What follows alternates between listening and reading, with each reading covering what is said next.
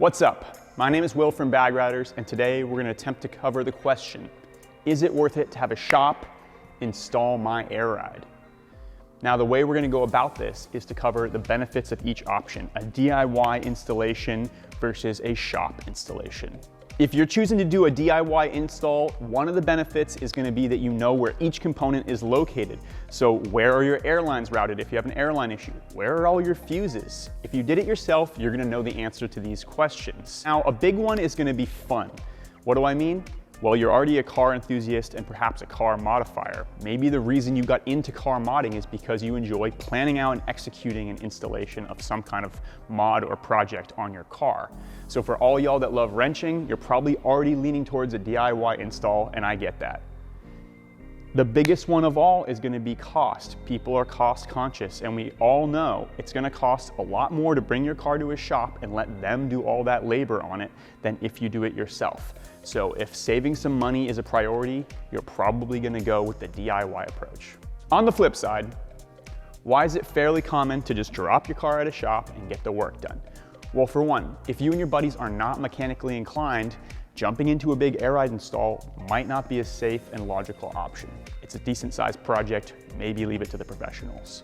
Time frame is another big one.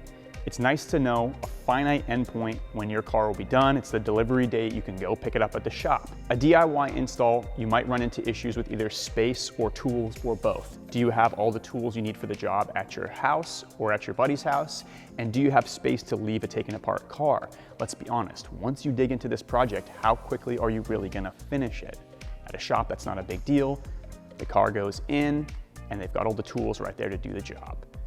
If you have a finite endpoint where you need your car back and you want to be done riding an Uber to work every day or taking some other alternate transport to work, it might make sense to have a shop where you can rely upon what day that car is going to be done.